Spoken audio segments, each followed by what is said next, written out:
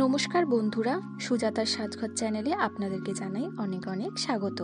আমি সুজাতা আজকে নিয়ে চলে এসেছি আরও একটা নতুন ক্লে মেকিং ভিডিও। তো চলুন বেশি বকবক না করে আজকের ভিডিওটা শুরু করা যাক। আজকে কোনো জুয়েলারি মেকিং ভিডিও না, যে মেকিং ভিডিওটা আমি আগের দিয়েছিলাম রথযাত্রা উপলক্ষে, সেই ভিডিওটার কালারিং ভিডিও নিয়ে চলে এসেছি।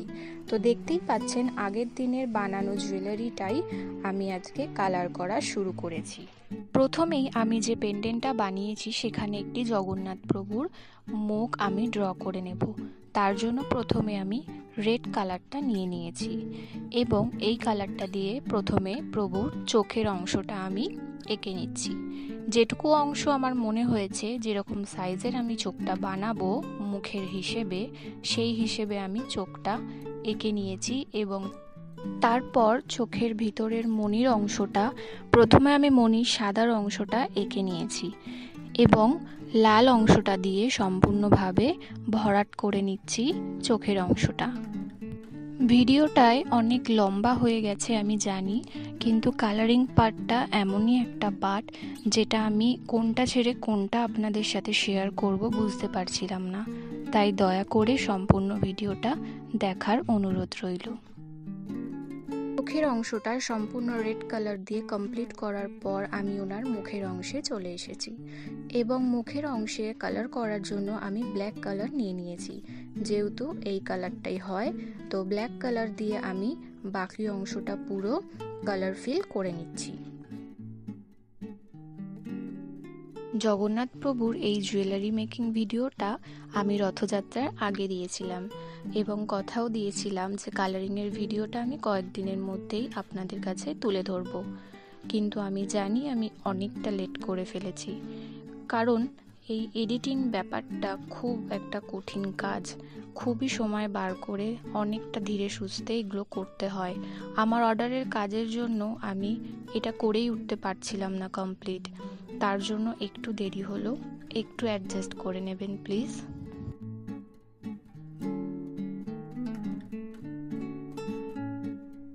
তো দেখতেই পাচ্ছেন আমার জগন্নাথ প্রভুর কালো রং, লাল রঙের চোখ একদম রেডি।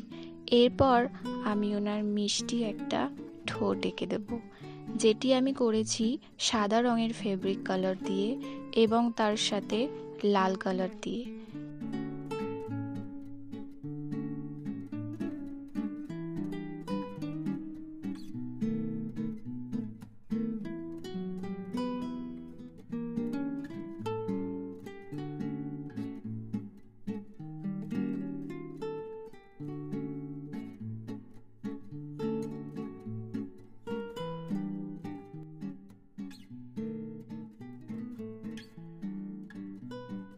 পর আমি একটা গোল্ডেন কালারের ফেব্রিক কালার ইউজ করেছি, যেগুলি শিমারি হয়, সেগুলি দিয়ে ওনার কপালে কিছুটা চন্দন এঁকে দিলাম এবং একটি তিলক এঁকে দিলাম।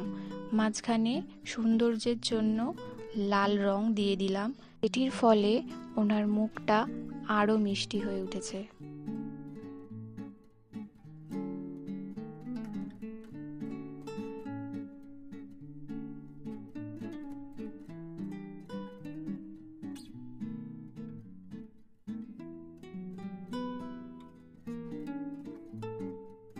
এরপর ওই গোল্ডেন কালারটা নিয়েই আমি ওনার ঠোঁটের নিচে এবং দুই গালে ছোট বাচ্চাদের যেরকমভাবে আমরা সুন্দর করে মনের মতো করে ডিজাইন করে সাজিয়ে দিই, ঠিক সেভাবেই আমি ওনাকে সুন্দর করে সাজিয়ে দিচ্ছি যাতে ওনার রূপটা আরও সুন্দর দেখতে লাগে।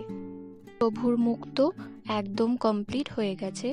এরপর আমি পাপড়িগুলোকে কালার করতে শুরু করলাম। তার জন্য আমি প্রথমে পুরো পাপড়িগুলোতে হোয়াইট কালারটা করে নিচ্ছি।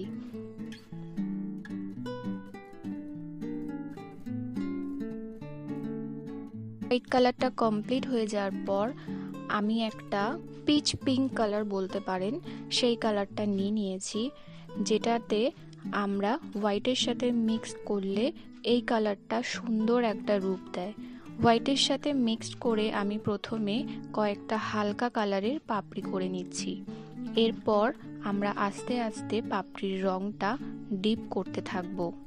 দেখতে পাচ্ছেন আমি হালকা থেকে পাপড়িগুলো ডিপ করার চেষ্টা করছি।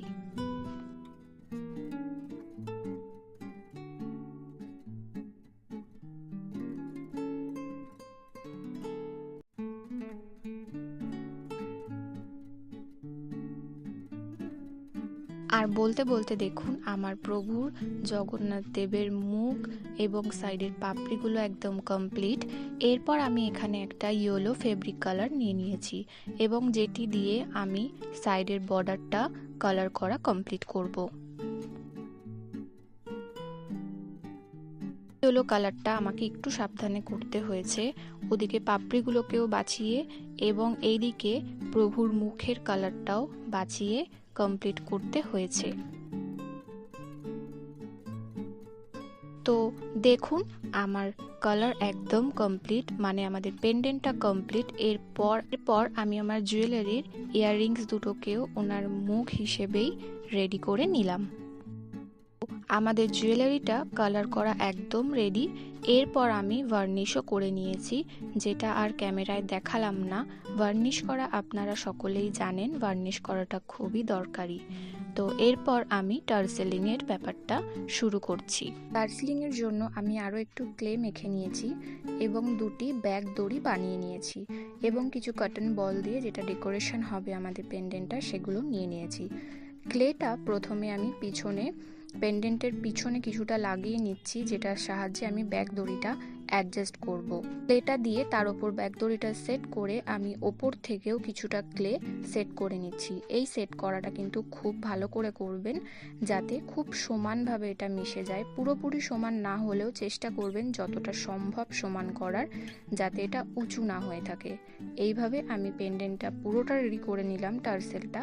এরপর আমি ইয়াররিংসটা রেডি করে নেওয়ার জন্য একটা ইয়াররিং স্টাড নিয়ে নিয়েছি এবং সেমভাবে ইয়াররিংসের পেছনেও আমি কিছুটা ক্লে দিয়ে তার উপর সেট করে নিচ্ছি স্টাডটা, এবং এক্সট্রা সিকিউরিটির জন্য আমি উপর থেকেও কিছুটা ক্লে দিয়ে স্টাডটাকে একদম সিকিউর করে নিলাম।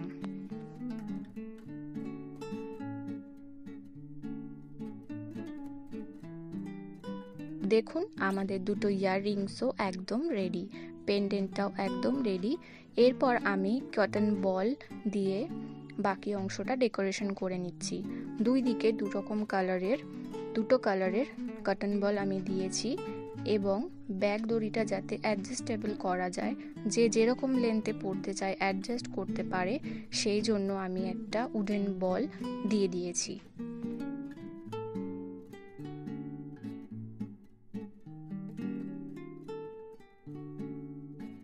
পর আমি জুয়েলারির ব্যাক পোর্শনটাও কালার করে ভালো করে ভার্নিশ করে নিয়েছি। সব জুয়েলারির ক্ষেত্রেই আমি এটা করি, তাই আমি আর দেখালাম না। অলরেডি ভিডিওটা অনেক বড় হয়ে গেছে, তার জন্য আপনারাও এটা মেনটেন করবেন। তো দেখুন আমার জুয়েলারিটা একদম রেডি হয়ে গেছে, দেখতে কিছুটা এরকম লাগছে। ওটার কালারিং পার্টটা আসতে একটু দেরি হয়েছে, তার জন্য প্লিজ কেউ রাগ করবেন না। সকলে আমার সাথে থাকবেন, প্লিজ সাপোর্ট করবেন। ভিডিওটা কেমন হয়েছে কমেন্ট করে অবশ্যই জানাবেন, লাইক করবেন এবং চ্যানেলটা সাবস্ক্রাইব করবেন, আর পাশে থাকা বেল আইকনটা অবশ্যই বাজিয়ে দেবেন। দেখা হচ্ছে কোনো একটা নতুন ভিডিওর সাথে, ততক্ষণের জন্য টাটা।